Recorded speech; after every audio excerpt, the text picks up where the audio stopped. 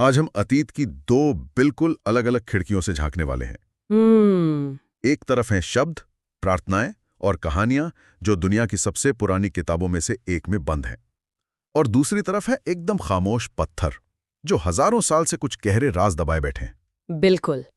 आज हम इन दोनों को समझने की कोशिश करेंगे। एक है करीब 3500 साल पुराना ऋग्वेद और दूसरी तरफ है महापाषाण, मतलब वो बड़े बड़े पत्थर जिन्हें कब्रों के ऊपर लगाया जाता था। और ये चलन तो बाद में शुरू हुआ है ना? हाँ, ये करीब 3000 साल पहले शुरू हुआ। हम ये देखेंगे कि ये बोलती हुई किताब और ये खामोश कब्रें हमें उस जमाने के समाज के बारे में, उनकी जिंदगी के बारे में क्या-क्या बताती हैं। तो चलिए इस पड़ताल को शुरू करते हैं। सबसे पहले वेदों की बात करते हैं। हम सब ने सुना है कि 4 वेद हैं: ऋग्वेद, सामवेद, यजुर्वेद और अथर्ववेद। इनमें सबसे पुराना है ऋग्वेद। हाँ, और इसकी भाषा भी बड़ी दिलचस्प है। ये वैदिक संस्कृत में है, जो आज हम स्कूलों में जो संस्कृत पढ़ते हैं उससे थोड़ी अलग और काफी पुरानी है।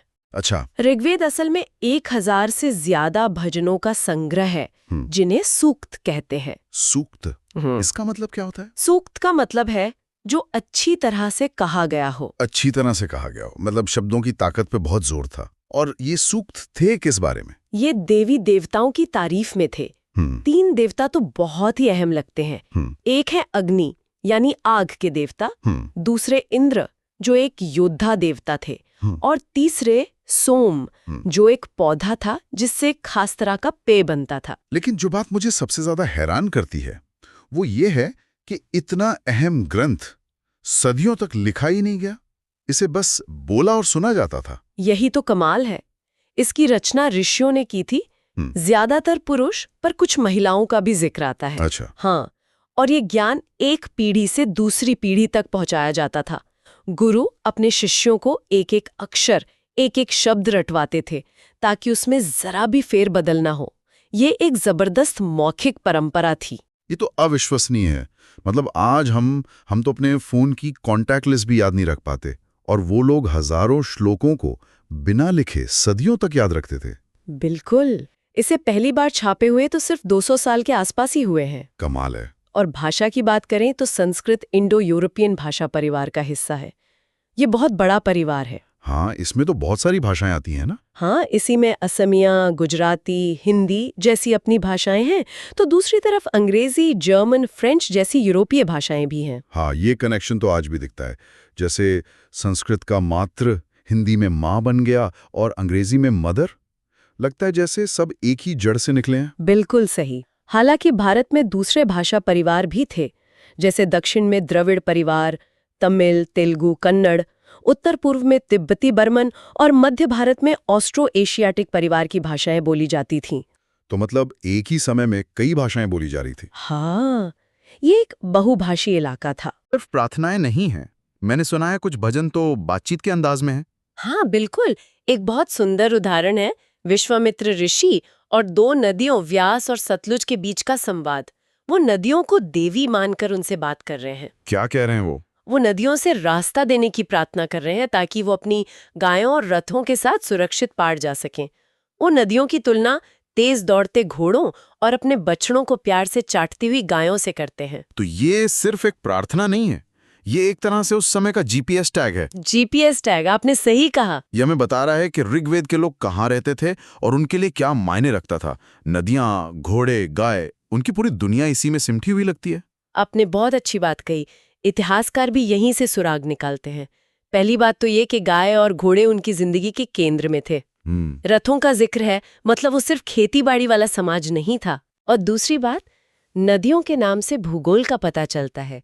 व्यास और सतलुज का जिक्र है, सिंधु और सरस्वती का भी है, लेकिन गंगा और यमुना का जिक्र सिर्फ एक ही बार मिलता है। अच्छा, सिर्फ एक बार? हाँ, इससे अंदाजा लगता है कि उनका मुख्य इलाका आज के पंजाब और उसके आसपास का रहा होगा। ठीक है, तो ऋग्वेदिक लोग इन देवताओं से मांग क्या रहे थे?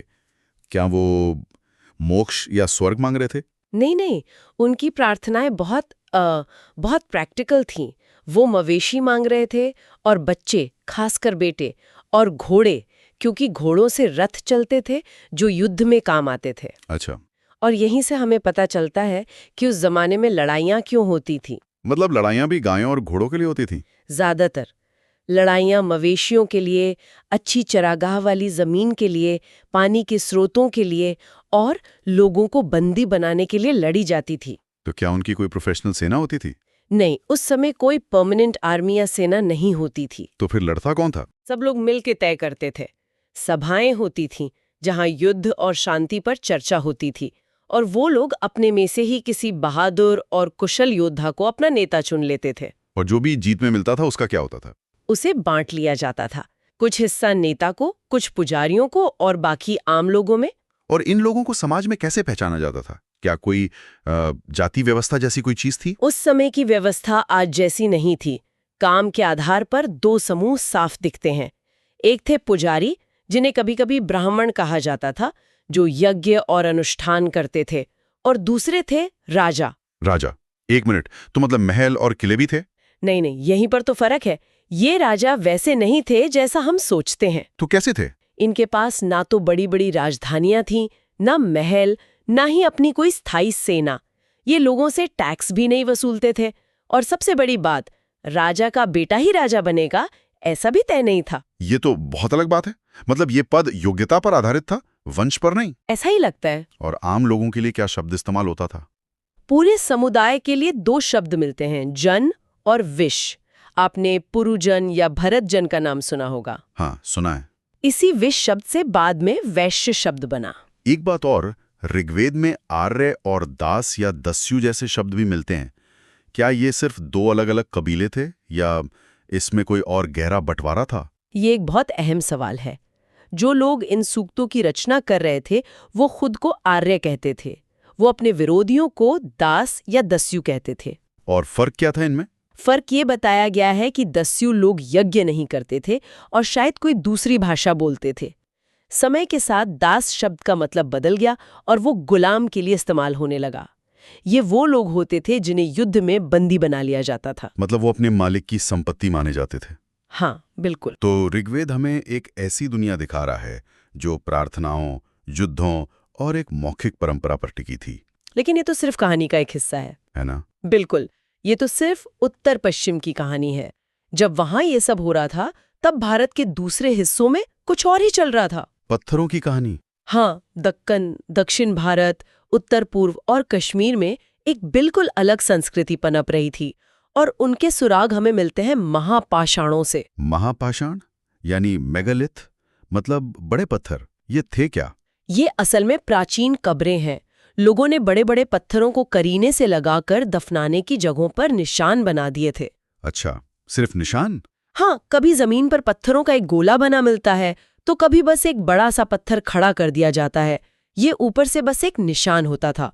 असली चीज तो जमीन के नीचे होती थी। और इन कब्रों के अंदर क्या मिला है? कुछ खास? कुछ चीजें तो लगभग हर कब्र में मिली हैं, जैसे खास तरह के मिट्टी के बर्तन जिन्हें पुरातत्वविद काले और लाल मिट्टी के बर्तन या ब्लैक एंड रेड वेयर कहते हैं। ब्लैक एंड रेड वेयर, ये नाम मैंने सुना है। हाँ, ये बर्तन उस दौर की एक पहचान बन गए थे। बर्तनों के अलावा और क्या था?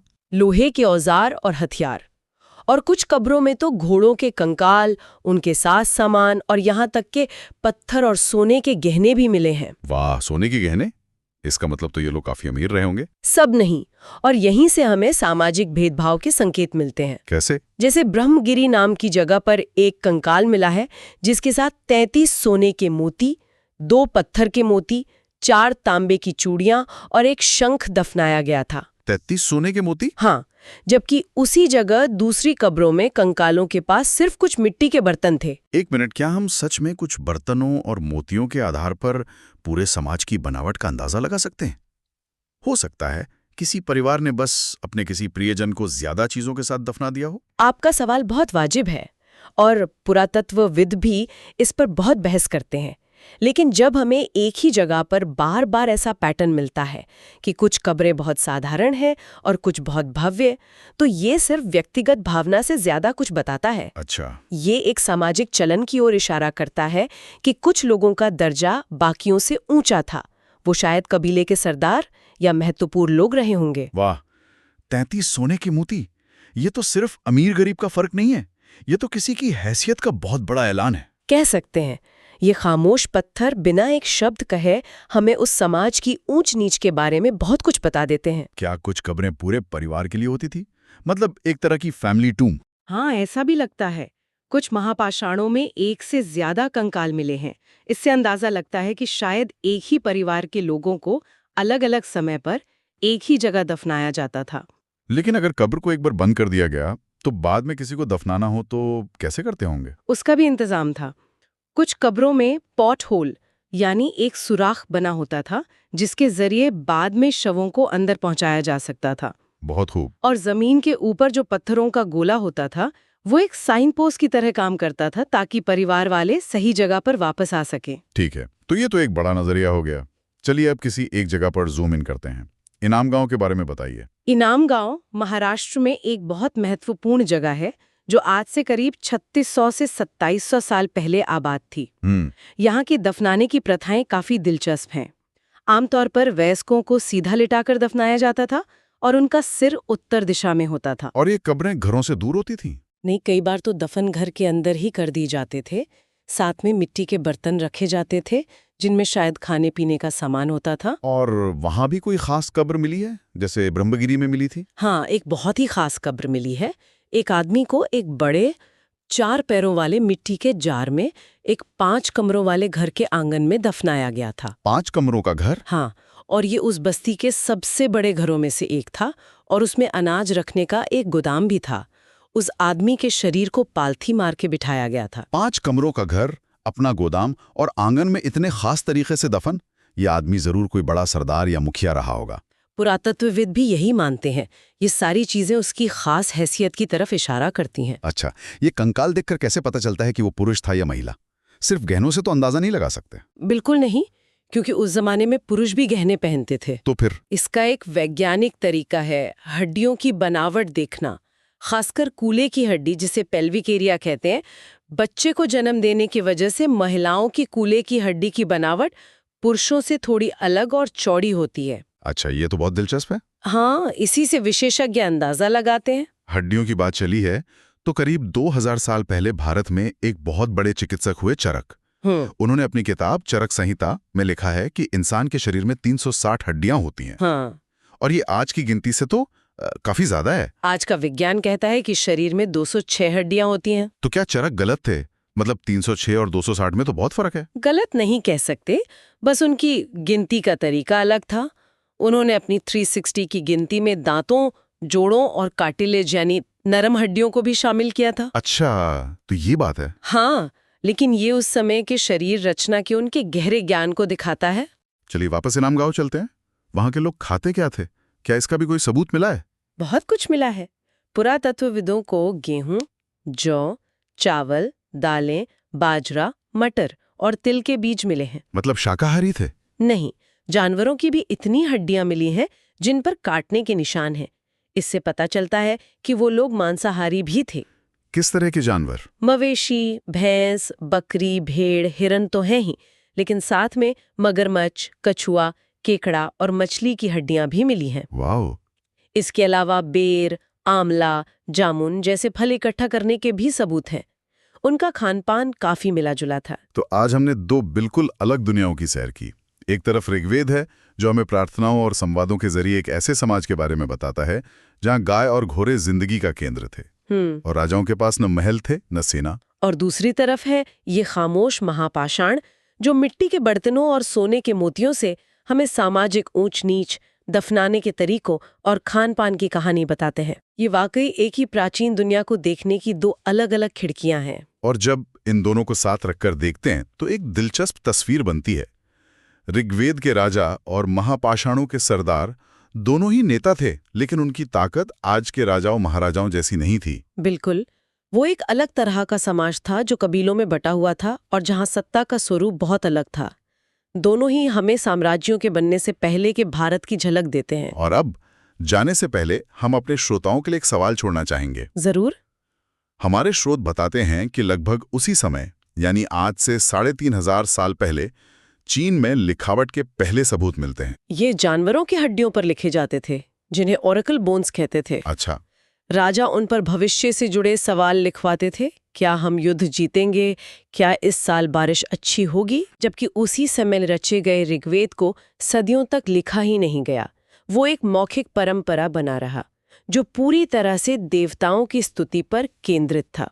ये उन दो प्राचीन संस्कृतियों के बारे में क्या कहता है कि एक ने अपनी शुरुआती लिखावट का इस्तेमाल भविष्य से सवाल पूछने के लिए किया, जबकि दूसरी ने अपनी सबसे पवित्र रचनाओं को परमात्मा की स्तुति के लिए इस्तेमाल किया और उसे बिना लिखे ही सदियों तक सहेज कर रखा।